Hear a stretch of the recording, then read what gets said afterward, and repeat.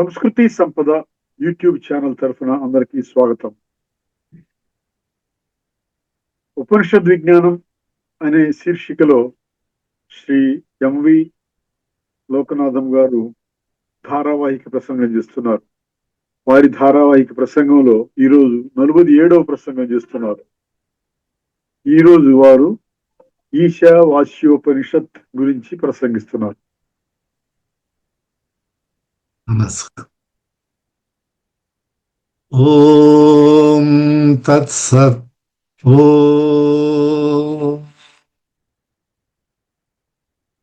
ఓం గురవే సర్వలోకానాం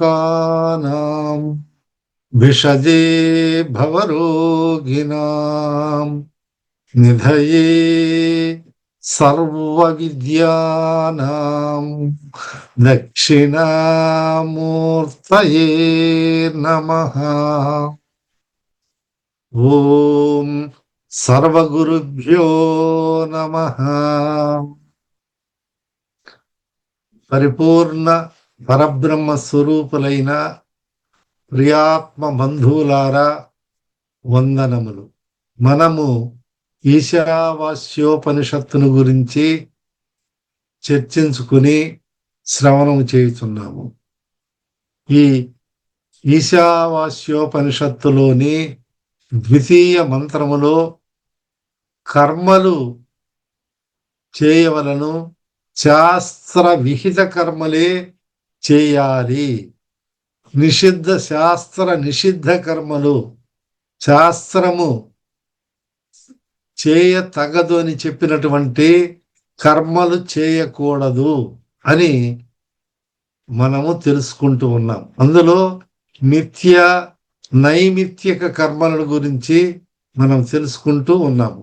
ఈ నైమిత్తిక కర్మలలో మరి జననము మరణము చేసినప్పుడు, తర్వాత అదేవిధంగా పుష్కరాలు, తరువాత దేవి నవరాత్రులు, గణపతి నవరాత్రులు, శ్రీరామనవమి నవరాత్రులు, మహాశివరాత్రి, కార్తీక మాఘమాస పుణ్య స్నానాదులు, సంక్రాంతి పండుగలు, దీపావళి, ఇవన్నీ కూడా ఒక నిమిత్త మాత్రమే చేత, ఒక కారణాల నుండి ఇవి శాస్త్రము విధించబడినది కాబట్టి ఎవరి శక్తి కొలది వారు చేసుకోవాలి అని తెలుపుతూ, అలాగే ప్రాయశ్చిత్త కర్మలు కూడా చేసుకోవాలి. అంటే ఏదైనా దోషము వాటిల్లినట్లయితే వాటికి మనము ప్రాయశ్చిత్త కర్మలు చేయాలి.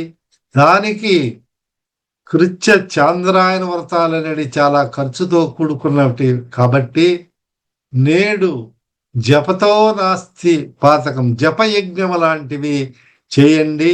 ఓం నమ శివాయ, ఓం నమో నారాయణాయ, ఓం శ్రీమాత్రే నమః, ఓం నమో భగవతే వాసుదేవాయ, నమో భగవతే శ్రీకృష్ణాయ. అది ఎవరి ఇష్ట దైవములను, ఎవరికి ఏ దైవమందు ఇష్టముంటే అటువంటి మంత్రములను గురూపదిష్ట ద్వారా గురుముఖత ఉపదేశమును పొంది అటువంటి జపము చేసినట్లయితే పాతకముల నుండి విముక్తుడైతాడు, పాతకములు తొలగిపోతాయి. అదేవిధంగా ఉపాసనా కర్మలు కూడా చేయమని చెప్పినది. ఈ ఉపాసనా కర్మలు ఇటువంటివి. అట్లే తత్వమసి, తర్వాత ఆత్మ, పరమాత్మ, జీవాత్మ చైతన్యము అనే ఏ ఉపనిషత్తుల్లో తెలియజేయబడిందో అవి సద్గురుముఖంగా శ్రవణము మననము చేసి నిధిధ్యాసను పొందాలి అని చెప్పారు. సద్గురు అంటే ఎవరు? శ్రోత్రియ బ్రహ్మనిష్ఠులు. అంటే శ్రోత్రియం అంటే శాస్త్రీయంగా శాస్త్ర విశేషాలన్నీ తెలిసినటువంటి వారు శ్రోత్రియుడు. అంటే శృతి శాస్త్రాలలో చెప్పినటువంటి విషయాలలో కూడా వారు నిష్ణాతులై ఉంటారు. అనుష్ఠ బ్రహ్మనిష్ఠుడు అంటే ఈ అహం బ్రహ్మాస్మి బ్రహ్మైవాహమస్మి అని ఈ సాధన చేసినటువంటి అనుష్ఠానపరుడు శ్రోత్రియ బ్రహ్మనిష్ఠుని ద్వారా మనము ఇటువంటి జ్ఞానాన్ని పొందాలి. అటువంటి సద్గురు ఆశ్రయించాలని మనకు ఈశావాస్యోపనిషత్తు తెలియజేస్తున్నది. అంతేకాదు నిషిద్ధ కర్మలు అటువంటివి చేయరాదు, వాటి జోలికి పోకూడదు. అందువల్ల చేయదగినట్టి శాస్త్ర విహిత కర్మలనే చేయాలి. అవి ఎలా చెయ్యాలి అంటే నిష్కామముగా చెయ్యాలి. అంటే కోరికలు లేకుండా ఫలాపేక్ష రహితముగా, ఫలమును ఆశించకుండా ఈశ్వరార్పణ బుద్ధితో చేయాలి. అలా చేసినట్లయితే ఆ కర్మలు ఈ నరుని, ఈ మనుషులను అంటవు. లేదండి మీరు చెప్పారు కదా అటువంటి ఉపాసనా కర్మలు లేక నిత్య నైమిత్య కర్మలు కూడా మేము చేస్తాము, కానీ నిష్కామంగా లేదా ఈశ్వరార్పణ బుద్ధితో చేయకపోతే చిత్తశుద్ధి లభించదు. ఏదో చేయనటువంటి వారికంటే ఈ నిత్య నైమిత్య కర్మలు చేసిన వాళ్ళు మేలే, కానీ వారికి చిత్తశుద్ధి, అంతఃకరణములో ఉన్నటువంటి మల విక్షేప ఆవరణ దోషాలు నిర్మూలించబడవు. కాబట్టి ఈశ్వరార్పణ బుద్ధితో చేసినటువంటి కర్మలకే చిత్తశుద్ధి చేకూరుతుంది.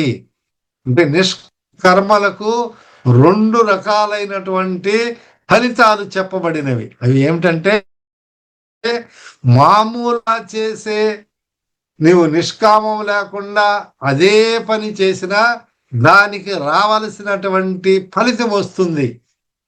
ఈ నిష్కామ కర్మలో కూడా అటువంటి ఫలితమే లభిస్తుంది.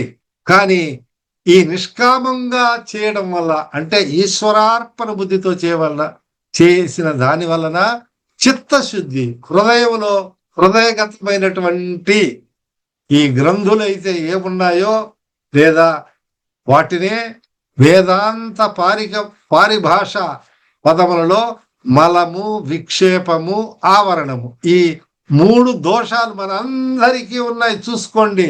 మలమంటే జన్మల నుంచి చేసినటువంటి పాపము. అసలు మనుష్య జన్మ అంటేనే మిశ్రమ ఫలితం, కొంచెం పాపము పుణ్యము 2 కలిసి ఉంటేనే మనుష్య జన్మ వస్తుందని చెప్తారు. అంటే ఇవి అందరిలో, మానవులలో అందరిలో కూడా ఈ దోషాలు ఉన్నాయి. ఎవరిలో లేవయా అంటే ఎవరైతే జ్ఞానాన్ని ఆర్జిస్తారో, ఎవరైతే బ్రహ్మనిష్ఠులై సాగుతారో, ఆత్మ జ్ఞానమును తెలుసుకుంటారో వాళ్ళలో ఇటువంటి దోషాలు ఉండవు. వారు ఆ దోషాల నుంచి విముక్తి అవుతారు. అంటే విక్షేపము, చంచలత, మనసు అటు ఇటు ఒక విషయం మీద నిలకడగా లేకుండా ఎక్కడికెక్కడో పరిగెత్తుపోతూ ఉంటుంది. అంటే ధ్యానం చేసేటప్పుడు, జపం చేసేటప్పుడు, పూజ చేసేటప్పుడు ఇంకొక విషయం మీద ఆ మనసు అది పరిగెడతా ఉంటుంది. అంటే ఆ పూర్వ వాసనలు ఏ అయితే ఉంటాయో దాని మీదకి పోతుంది అన్నమాట. కాబట్టి ఈ నిష్కామంగా చేయడం ద్వారా చిత్తశుద్ధి చేకూరుతుంది. అంటే నిషిద్ధ కర్మలు చేయకూడదు, అసలే చేయకూడదు. వాటిని మనసులో కూడా తలంచకూడదు. మానసిక చేతితో నేను చేయలేదు, మానసికంగా నేను అనుకున్నాను అని అనుకున్నా కూడా దోషం వాటిల్లుతుందని శాస్త్రము తెలియచేయబడుతుంది. కాబట్టి అటువంటి తలంపే రాకూడదు. నరకాద్యనిష్ట సాధనాన్ని నిషిద్ధ కర్మాని మా హింస సర్వభూతాన్ని, అంటే మనస్సు చేత గాని, వాక్కు చేత గాని, శరీరం ద్వారా చేయరాని పనులు చేయడము, ఇతరులను నిందించడము, ఇతర జీవులకు, ఈ సర్వ సృష్టిలో ఉన్నటువంటి పిపీలకాది బ్రహ్మత్వమైన క్రిమి కీటకాదులు కానీ ఏ జంతువులకైనా కీటకాలైనా క్రిములకు హాని కలిగించాలనేటువంటి తలంపు, అటువంటి సంకల్పము, అటువంటి ఆలోచన ఉండకూడదు. అంతేకాకుండా జీవులను వధించడం హింస, జీవహింస అంటారే, మరి జాతర మరి రకరకాల వాటిల్లో ఎక్కువ ఈ తామస గుణమైనటువంటి జంతు బలి, జీవ బలి, ఒకప్పుడు నరబలి కూడా ఉండేదంతా. ఇప్పుడు ఆదిమ కాలంలో మనిషికి ఈ విజ్ఞానము లోపించినప్పుడు అలా ఉండేది. కానీ ఇప్పుడు అటువంటి అన్ని ఎవరు చేయడం లేదు. కాబట్టి వాటిని, ఈ జీవులను కూడా వధించడం అనేది అది హింస, మహాహింస. ఇటువంటి నిషిద్ధ కర్మలను చేయకూడదు. సమస్త జీవులను కూడా తన వలనే ప్రేమించాలి. అంటే ఏమిటి? ఆ జీవులో ఉన్నటువంటి పరమాత్మ ఒకటే, నీ జీవములో, నీ జీవాత్మలో ఉన్నటువంటి పరమాత్మ ఒకటే. ఆత్మోపన్యేన సర్వత్ర సమదర్శన, అంటే నీ వలే, నీ మిత్రుల వలే కాదు, నీ బంధువుల వలే కాదు, నీ వలే ఇతర జంతువులను కానీ ఇతర జీవులను కానీ చూడాలని శాస్త్రం భగవద్గీతలో కూడా చెప్పబడింది. అవన్నీ మనకు తెలుసు. కాబట్టి ఒక దయార్థ హృదయం కలిగి ఉండాలి అని దీని అర్థం. అంటే దయ, కరుణా సముద్రుడు భగవంతుడు అంటారు కదా, దయగల హృదయమే భగవన్నిలయము. ఎవరికైతే దయ లోపల ఉంటుందో వారి హృదయం, దయగల హృదయమే భగవన్నిలయం. అక్కడ భగవంతుడు వసించుతాడు. క్రూరులు ఎందు వసిస్తాడా? క్రూరత్వంలో ఉన్నప్పుడు భగవంతుడు ప్రకాశిస్తాడా? ప్రకాశించడు. అన్నిట్లో ఉన్నప్పటికీ ఇక్కడ ప్రకాశిస్తూ దివ్య తేజోమయంగా ఉంటాడనమాట. కాబట్టి ఈ దయార్ధ హృదయం అనేది ఉండాలి. కాబట్టి ఈ కర్మలు చేయడంలో బ్రహ్మణ్యాధాయ కర్మాని సంగం త్యక్త్వా కరోతి యః లిప్యతే నసపాపేన పద్మపత్రమివాంభస. పంచమాధ్యాయములో 10వ శ్లోకం భగవద్గీతలో చెప్పబడింది. అంటే ఈ కర్మలు ఏ విధంగా చెయ్యాలి? బ్రహ్మణ్యాధాయ కర్మాని కర్మ సంగం త్యక్త్వా. సంగం అంటే సంగము, దాంతో కలిసి ఉండడం, దాంట్లో ఆ కోరికలతో కలిసిపోవడం అన్న ఆ సంఘాన్ని త్యక్త్వా, విడిచిపెట్టి, నాకు ఇటువంటి ఫలితం కావాలనేటువంటి కోరికలను, ఆ సంగమును వదిలిపెట్టి చేయాల. కరోతి యః లిప్యతే నస పాపేన. అప్పుడు పాపేన నస పాపేన, ఆ పాపము నా అంటదు. లిప్యతే, అది అతనికి అంటదు. ఎప్పుడు? ఈ త్యాగ బుద్ధితో, ఈ ఈశ్వరార్పణ బుద్ధితో నిష్కామంగా చేసినట్లయితే ఆ కర్మల యొక్క ఫలితము చేసినటువంటి వాటిని అంటదు. ఏ విధంగా అంటే పద్మపత్రమివాంభస. పద్మపత్రం అంటే తామరాకు. తామరాకుపై నీటి వలెను నీ తనువతి చెంచలమైనదిరా. ఆ తామరాకు పైనటువంటి నీరు అటు ఇటు కదులుతా ఉంటుంది. అంతేకాదు, అది ఈ నీటి చుక్కలు దాని మీద ఉన్నప్పటికీ దానిని అంటదు. నీరు తామరాకు మీద బొట్లు బొట్టుగా లేకపోతే బుడగలుగా ఉన్నప్పటికీ కనిపిస్తే ఆ నీటి చుక్క కూడా ఆకును అంటదు. కానీ ఈ నిష్కామ కర్మలు చేసినటువంటి వ్యక్తికి దాని నుంచి లభించే కర్మ ఫలితము అంటదు. కర్మ ఫలితం అంటే అది మంచి గాని చెడ్డ గాని, సత్ఫలితం గాని దుష్ఫలితం గాని రెండు జ్ఞానికి అవసరం లేదు. కాబట్టి ఆ విధానంగానే మీరు చెయ్యాలి. వేరే ఇంకొక మార్గము లేదు. ముందు జ్ఞాననిష్టను చెప్పారు. ఏంటి? ఈశావాస్యమిదం సర్వం యత్కించ జగత్యాం జగత్ అని చెప్తూ ఈ ఈ జ్ఞాననిష్టను బోధించారు. కాబట్టి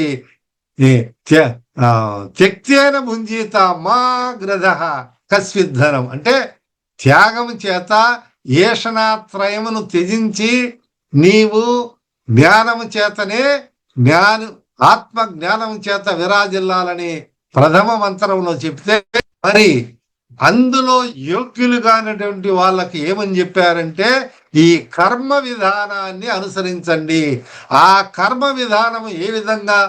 యోగ కౌశలం, కౌశలంగా కుశలత్వం కలిగిన విధానములో కర్మ చేయాలని భగవద్గీతలో కూడా చెప్పి, అంటే ఈ ఈశావాస్యోపనిషత్తులోంచి తీసుకున్నటువంటి విషయములే విపులీకరించి ఉదాహరణ పూర్వకంగా గీతలో శ్రీకృష్ణ పరమాత్మ అర్జునుడికి బోధిస్తున్నాడు. అది మనందరికి కూడా తెలుసు. భగవద్గీత అంటే సాంఖ్యయోగంలో బుద్ధితో జహాతీహ ఉభే సుకృత దుష్కృతే తస్మాద్యోగాయ యుజ్యస్వ యోగ కర్మసు కౌశలం.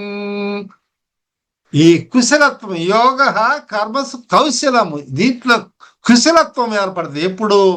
ఆ నిష్కామంగా చేసేదాని వల్ల. తస్మాత్ యోగాయ యుజ్యస్వ, అలా చేయమని మనకు భగవద్గీత కూడా భగవద్గీత కూడా తెలియజేస్తున్నది. కర్మజం బుద్ధియుక్తాహి, ఈ కర్మలు చేసేటప్పుడు ఆ బుద్ధిని యుక్తాహి, బుద్ధి ఫలం త్యక్త్వా మనీషిణః, ఈ ఫలాన్ని వదిలిపెట్టు, ఫలాన్ని ఆశించవద్దు, ఫలాన్ని కోరవద్దు. ఎప్పుడైతే ఫలాన్ని కోరుతావో బంధాయ విషయాసక్తమని మనం నేర్చుకుని ఇదివరకు తెలుసుకున్నాం కదా. ఈ బంధించబడకుండా ఉండాలంటే ఈ ఫలాన్ని, అంటే కర్మ ఫలాన్ని త్యక్త్వా విడిచిపెట్టేస్తే, వద్దని భావిస్తే మనీషిణః అంటే మనిషికి, మనీషిణః అంటే ఈ ఎవరైతే వదిలిపెడతారో అటువంటి వాళ్ళు మనీషిణః, గొప్ప శ్రేష్టమైనటువంటి మానవులు. జన్మ బంధ వినుర్ముక్తా పదం గచ్చంత్యనామైతే, జన్మబంధ వినుర్ముక్తా పదం గచ్చంత్యనామయం అంటే ఈ జన్మ బంధాల నుంచి, ఆ కర్మ పాశాల నుంచి విముక్తుడైతాడు అని మనకు ఈ ఉపనిషత్తు తెలియజేస్తున్నది. అంటే ఈ కర్మలు చేసే విధానములో ఉన్నది. నువ్వు కామంగా చేయకపోతే నువ్వు బంధించబడతావు. బంధించి ఆ కర్మ దాని వల్ల కర్మ ఫలితాన్ని అనుభవించాలి. కాబట్టి జనన మరణ సంసార ప్రవాహ చక్ర గిర తిరుగుతూ ఈ సంసార చక్రములో పతితుడైతాడు. కానీ ఎప్పుడైతే ఈ కర్మ ఫలాన్ని ఆశించకుండా భగవదార్పణ బుద్ధితో చేస్తాడో, సద్గురువుల ద్వారా ఉపదేశం తీసుకొని వారి బోధనలను అనుసరించి ఎప్పుడైతే చేస్తారో అటువంటి వాళ్ళు ఈ కర్మ ఫలితాలను వారికి అంటవు. లిప్పితేన పాపేన, అది పాపం కానివ్వండి, పుణ్యం కాని, నా పుణ్యం నా పాపం అని శంకరాచార్యులు కూడా చెప్పారు. వాళ్ళకు పాపం అవసరం లేదు, పుణ్యం అవసరం లేదు. ఎందుకు? అంత సర్వం కల్విదం బ్రహ్మ నేహనానాస్తి కించన. ఇక్కడ మనకేం చెప్పినారు? ఈశావాస్యమిదం సర్వం, ఈ జగత్తంతా కూడా ఈశావాస్యం ఈశ్వరునిచే ఈశ్వరీయమయమైంది. కాబట్టి అటువంటి భావంలో ఈ జ్ఞానాన్ని పొందాలి. కాబట్టి పాపం గాని పుణ్యం గాని, పాపం అంటే అవి ఇనప గొలుసుల చేత బంధించబడినట్టు, పుణ్యం అంటే బంగారు గొలుసుల చేత బంధించబడినట్టు. కారాగారంలో ఉన్న వానికి అది బంగారు గొలుసులతో బంధించినా, ఇనుప గొలుసులతో బంధించినా వాడు బందీ అవుతాడు. ఈ సంసార చక్రములో బందీ అయి తిరగకుండా విడివడిపోవాలంటే కర్మలు చేసే విధానంలో యోగ కర్మసు కౌశలం, ఈ కౌశలత్వాన్ని మనము ఆచరించినట్లయితే, ఈ ఉపనిషత్తు చెప్పినట్లు ఆ నిష్కామంగా చేసినట్లయితే ఆ బంధము నుండి విముక్తి చెందుతాడు. ఇట్లా నువ్వు ఈ కర్మలు చేస్తూనే ఉండు, నీ జీవించినంత కాలము కర్మలు చేస్తూనే ఉండు, కానీ వాటిని నిష్కామంగా చెయ్యి, ఈశ్వరార్పణ బుద్ధితో చేస్తూ ఉండాలా. అప్పుడే ఆ విధంగా చేసినప్పుడే అతనిని ఈ కర్మలలో బంధించవు. అంటే ఇంతకంటే వేరొక మార్గము లేదు, లేనే లేదు అని ఉపనిషత్తు శాసించి చెప్తున్నారు. ఎందువల్ల అంటే మొట్టమొదట చెప్పినటువంటి ప్రథమ మంత్రములో జగత్తునకు ఏకైక కర్త, ధర్త, హర్త, సర్వశక్తివంతుడు, సర్వమయుడు పరమేశ్వరుని నిరంతరం స్మరించుచు సమస్తము అతనిదేనని తెలుసుకుని, అదంతా కూడా ఈ జగత్తంతా కూడా ఈశ్వరుని తెలుసుకుని శాస్త్ర నీత కర్తవ్య కర్మలను ఆచరించుతూనే 100 సంవత్సరములు లేదా శత దీర్ఘమాయు అంటారే, అది పూర్ణాయుష్ అని చెప్పబడింది. కొంతమంది 120 సంవత్సరాలని కూడా గాంధీ మహాత్ముడు వాళ్ళు కొన్ని వ్యాఖ్యల్లో రాసి ఉన్నారు. ఏది ఏమైనప్పటికీ అందరు 100 ఏళ్ళు బతకడం లేదు కదా, 70కే చనిపోయే వాళ్ళు ఉన్నారు, తక్కువకున్నారు, 80, 90 ఇట్లా వివిధ రకాలలో వాళ్ళు తనువు చాలించిన వాళ్ళు మనం చూస్తున్నాం కదా. వాళ్ళ సంగతి ఏమంటే, అయ్యా ఎంత కాలము నువ్వు జీవించి ఉంటావో, జీవించాలని ఇచ్చగించి ఉంటావో, నీ జీవితంలో అంతవరకు కూడా నీవు పరమేశ్వరార్పణ బుద్ధితో శాస్త్రోక్తమైనటువంటి కర్మలను ఆచరిస్తూ ఉండు. కానీ ఇది పరమేశ్వరుడు పూజించడికే గాని తన కొరకు కాదు. అందుకని త్యక్తేన, ఈ త్యాగ బుద్ధితో అవి ఈశ్వరునికి అర్పిస్తూ ఆ విధంగా నీవు కర్మలు చేయాలని మనకు 2వ మంత్రంలో తెలియజేసింది. కాబట్టి కర్మను ఆచరించుతూ కర్మతో బంధించబడకుండా గాను ఇదొక్కటే చక్కని మార్గము. వేరొక మార్గము లేనే లేదు. ఎందువల్ల వేరే మార్గంలో కర్మ ఎప్పుడైతే కర్మ చేస్తావో కర్మానికి ఫలితం తప్పనిసరిగా ఉంటుంది. మంచి చేస్తే మంచి, చెడు చేస్తే చెడు. మంచి మధురమైన విత్తనం పెడితే మామిడి విత్తనం పెడితే మధుర ఫలం లభిస్తుంది, వేప విత్తనం పెడితే ఆ చేదు ఫలం వస్తుంది. ఆ విధంగా ఆ విధానంలో నీవు చేసే కర్మల యొక్క ఫలం ఉంటుంది. అంతేగాని కర్మలు చేయకుండా నీవు ఈ లోకములో జీవించి ఉండేదానికి లేదు.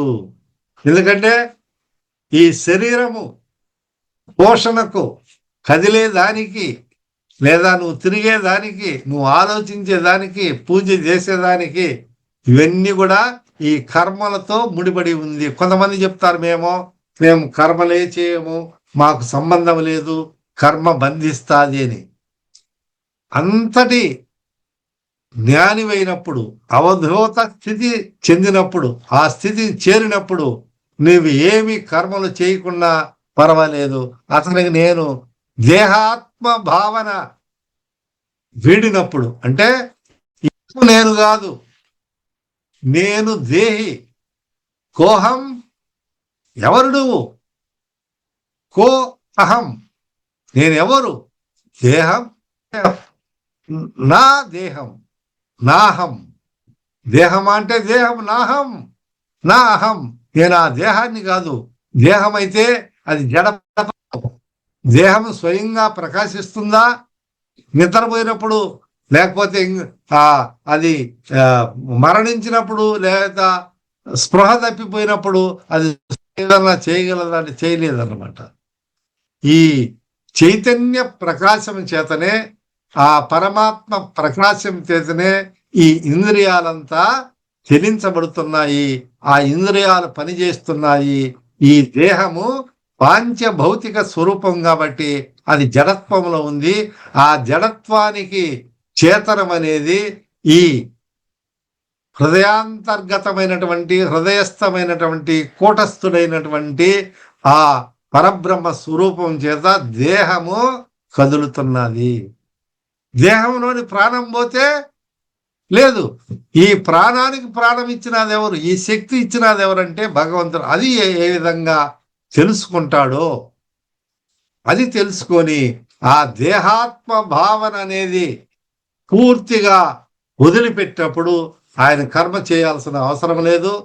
కానీ యద్యదాతరచి శ్రేష్ఠ తత్త దేవేతరో, అంటే ఎవరైనా శ్రేష్ఠులు, సన్యాసులు, మహావిజ్ఞానులు వీళ్ళంతా కూడా లోకములో సంచరిస్తూ బోధలు చేస్తూ ఇలా ఉండండి, ఇలా నడచండి అని ఇవన్నీ కర్మలు చేస్తున్నారు. ఎందువల్ల? లోకోద్ధరణ కోసము, జగత్ కళ్యాణం కోసము. తాము తరించినప్పటికీ ఇతరులను తరింపజేసే దానికోసమై వారంతా కూడా అటువంటి జ్ఞానులు కర్మలు చేస్తున్నారు. మరి వారికి ఆ దేహ భావన అనేది లేదు. అటువంటి స్థితి కలగాలండి. ఇంకా దాటిపోయినటువంటి ఈ దేహ భావనే పూర్తిగా లేనప్పుడు ఆయన కర్మ చేయకపోయినా ఆయన అప్పుడు నాకు ఆహారం కావాలా, ఇంకొకటి కావాలన్న తలంపే ఉండదు. ఆయన ఎప్పుడు ఆ బ్రహ్మ ఆత్మైక భావనలో, బ్రహ్మ భావనలో ఉంటారు. ఎవరన్నా తెచ్చి తింటారు, లేకపోతే లేదు. నేను తింటున్నాననే యొక్క స్పృహ కూడా వారికి ఉండదన్నమాట. కాబట్టి ఈ జ్ఞాన నిష్ట అంటే జ్ఞాన మార్గం సాంఖ్యులకును, కర్మిష్ఠులు కర్మ చేసే వాళ్ళకు కర్మ మార్గమును ఈశావాస్యోపనిషత్తు ఉపదేశిస్తున్నది. అంటే నువ్వు కర్మ చెయ్యి, ఎంత కాలం ఉంటే అంత కాలం కర్మ చేస్తూ ఉంటే అతను సోమరితనం లేకుండా, సోమరి పోతుకు చేతులే బరువు అంట, అతను కదలలేడు, ఇంకొకడు వచ్చి అంట. అటువంటి సోమరతనం వల్ల మరి ఆ సోమరైనటువంటి శిష్యుని గురువు వచ్చి రక్షిస్తాడు అజ్ఞానం చేతన్నప్పుడు. ఆ విధానంగా సోమరతనం లేకుండా నిత్య జాగ్రత్తవై కర్మలు చేస్తూ నీ దైనందిన జీవితంలో కర్మలు చేస్తూ నువ్వు ఇతరుల పైన ఆధారపడకుండా స్వశక్తిని సంపాదించుకొని నువ్వు కర్మ చేసే ద్వారా సంపాదించినటువంటి దానిని కూడా త్యాగ బుద్ధితో జీవించుము. త్యాగము ఉండాలి, ఈశ్వరార్పణ బుద్ధి ఉండాలి, మంచి పద్ధతులు జపము, ధ్యానము, నిత్య నైమిత్య కర్మలన్నీ చేయాలి. నిషిద్ధ కర్మలను ఎప్పుడు కూడా చేయరాదు, వాటి జోలికి పోకూడదు. కాబట్టి శాస్త్రాధ్యయనము చేస్తూ ఉండాలా, ఉపనిషత్తులు చదువుతూ ఉండాలా. మనం చెప్పుకున్నాం కదా, దేవయజ్ఞము, ఋషి యజ్ఞము, పితృయజ్ఞము, అతిథి యజ్ఞము, భూత యజ్ఞము. ఈ యజ్ఞాలన్నీ ఇవన్నీ కర్మలు. ఈ కర్మలన్నీ కూడా మనం చేయాలంటే దైవాన్ని ప్రార్థించాలా. ఋషి యజ్ఞం తీర్చాలంటే మనం ఈ శ్లోకాలు, ఈ పూజ, ఈ వాళ్ళు చెప్పినటువంటి గ్రంథాలు, ఇవన్నీ కూడా ప్రకరణ గ్రంథాలు ఇవన్నీ చదవాలి, స్తోత్రాలు ఇవన్నీ చదువుతున్నారు. అట్టే పితృ యజ్ఞము, మాతృదేవో భవ, పితృదేవో భవ, ఆచార్య దేవో భవ, అతిథి దేవో భవ. మాతాపితరులను సేవించాలి అనేది మన భారతీయ సాంప్రదాయము, ఉపనిషత్ ప్రోక్తము. అతిథి దేవోభవ, ఎవరైనా అతిథులు వస్తే వాళ్ళను భగవత్ స్వరూపంగా భావించి వారికి నువ్వు సేవ చెయ్యి. వారిని పూజించడం అంటే పుష్పాలు వేసి పూజించడమే కాదు, వారికి కావలసినటువంటి సకల సౌకర్యాలు, ఆహారము, వసతులు కలప చేయాలి. పూజ చేయొచ్చు, చేసి మళ్ళా ఇవన్నీ చేయాలి. అట్టే భూత యజ్ఞం కూడా నువ్వు ఖండిని, పేష్ని, చుల్లి, ఉదకుంబి, మార్జిని అని చెప్తాం. ఎన్నో జీవులు మనము కూరగాయలు తరిగినప్పుడు దాంట్లో ఉన్న సూక్ష్మక్రియలు చనిపోవచ్చు. అంటే రకరకాల జీవులకు మనము కానీ మనం వాహనాలలో పోయినప్పుడు జరిగినప్పుడు దానికోసమని మనం భూత యజ్ఞం కూడా చేయాలి, ఈ పంచయజ్ఞాలు చేయాలి, కర్మలు చేస్తూనే ఉండి కర్మల నుంచి ఫలముల నుంచి విముక్తి కావాలంటే నిష్కామంగా చేయాలి, శాస్త్ర విహిత కర్మలు చేయాలని మనకు ఈశావాస్యోపనిషత్తులోని ద్వితీయ మంత్రం బోధించుతున్నది. కాబట్టి ఆ విధంగా మీరు కర్మలు చేసి కర్మ బంధ వినుర్ముక్తులై విరాజిల్లుదురుగాక. హరి ఓం తత్సత్. పూర్ణమదః పూర్ణమిదం పూర్ణాత్ పూర్ణముదచ్యతే పూర్ణస్య పూర్ణమాదాయ పూర్ణమేవావశిష్యతే. ఓం శాంతి శాంతి శాంతి.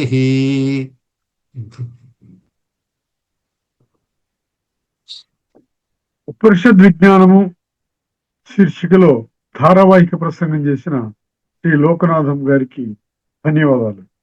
ధన్యవాదాలు సార్.